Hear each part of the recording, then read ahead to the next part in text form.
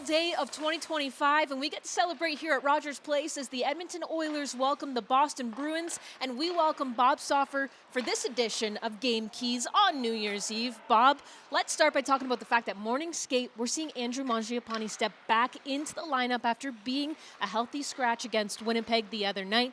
What do you make of this entire situation for him? Well, Andrew's got to get going, Paige. And he's going to get a good opportunity with who he's playing with tonight on a line with Leon and Vasily Podkolzin. And the fact of the matter is he's struggled over the last 25 games, just got one goal. Was brought it, and I do realize there were other teams that were in the mix on Mangiapane. But he'd be the first to tell you that he has to contribute more, and he's going to get that opportunity tonight playing with some pretty good players. Someone that has been contributing quite a bit is Jack Roslovic, of course, coming back from injury, and we see him at that third-line center spot. It looks like we'll see him there again tonight. What do you like about him there? Well, I like that he's a right shot, and I like that he's got pace. I don't know if he's going to end up there full-time come playoff time. But I think that's one of the beauties of Jack Roslovic. I mean, clearly he can play in the top six. And I think back to when the Oilers signed him, last year with Carolina. Carolina's a good organization. He led the Carolina Hurricanes in 5-on-5 points. And I like guys that can score 5-on-5, okay? Because it's hard to do. And so it gives, if you remember the whack-a-mole game that you would play, yes. Right? So the Oilers obviously have got, Connor and Leon, the two highest scoring players since Connor's come in the league in 2015 in the entire National Hockey League. They got Nugent Hopkins and they got Hyman. And Roslovic's another guy, like if you shut down one another, he's a guy that can pop up and generate some offense for you. So I like that. And I don't mind that he's playing with Savoy because I think they've had a little bit of connectivity. Or remember the overtime winner that they combined for against the Flyers earlier this season. So against the Boston Bruins, it looks like we will also see Connor Ingram get the start. Of course, he's had 3 starts with the Edmonton Oilers, and we've noticed some things about his game, of course, going 2-1 so far. What's been the biggest thing standing out to you? He's calm. He's not too busy. He's under control. I like that.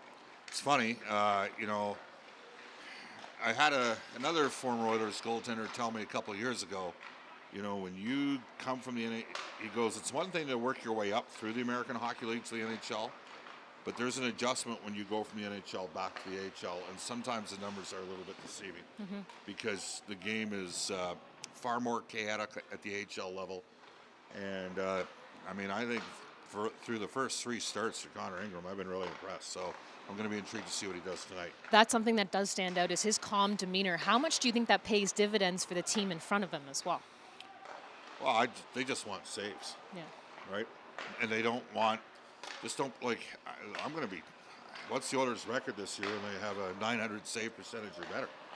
Like, if you just get some consistent stops, they can win some games. And so, to Calvin Pickard's credit, that was a brilliant performance in Winnipeg. But all 3 starts, Ingram's given them quality starts and given the Oilers a chance to win the game. So at the time that we are filming this, Team Canada has just been announced for the 2026 Olympics. Give us your thoughts on that roster. Well, I think there's 2 players that could have merited a lot of consideration that didn't make the team. I'll start with Evan Bouchard on defense. Doug Armstrong and John Cooper, who had a lot of say in this process. Those guys would have had lots of opportunity to watch Evan play in the final 2 rounds the last couple of years because their teams were out. And all he's done is in the playoffs, at the most critical times, become the second highest scoring playoff defenseman in NHL history. The only guy that's got more points per game in the playoffs than Evan Bouchard is Bobby Orr. And I get it. Evan had a tough start to the year. So did the entire Oilers team. Okay, he plays 24 minutes a game. He's got the puck a lot. He's the 4th highest scoring defenseman in the National Hockey League. There's Makar, and then you have Werenski and Lane Hudson, and then you have Bouchard. And because there was a drop-off from, and I was at the 4 Nations Cup last year, and Harley was a bit of a surprise, because there was a drop-off specifically with the play of Colton Parayko along with Thomas Harley, I thought, maybe there's an opportunity there for Evan Bouchard, especially, 2 goals all year for Harley in 29 games. And Parayko hasn't scored. And the last time I checked, part of winning hockey games is outscoring the opposition teams. But Doug Armstrong's the general manager of St. Louis. I know Colton Parayko. He's a great guy. I love that he stepped up and fought JT Miller last year. But he'd tell you he hasn't had the greatest year yet. And Harley's been injured. Oh, wait, Jim Nill's part of the Team Canada selection camp as well. So, to me, the same 8 defensemen coming back, I'm not sure I would have done that because I thought there was some rough. Again, I was in Montreal.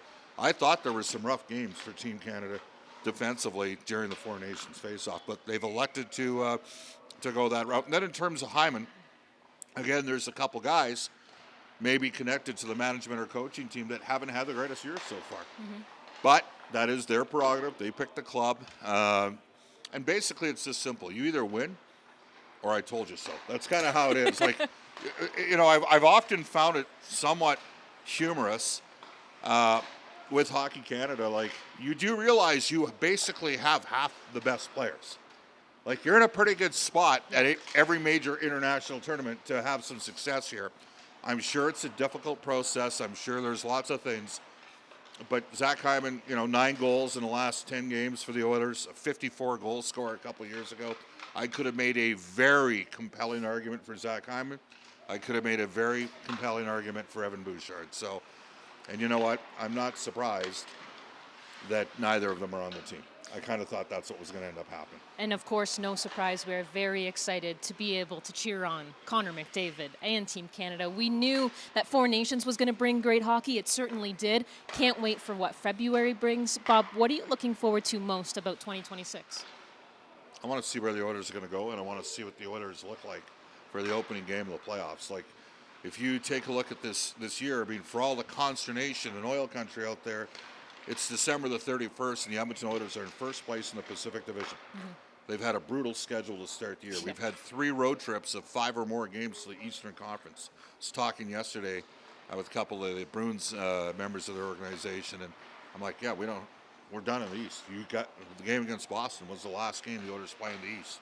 So when you factor that in, and that the team has never been completely healthy this year, I think it's been a decent start to the year, all things considered. Do I expect Edmonton to have a better record in the second half than they did in the first half? Yes, I do.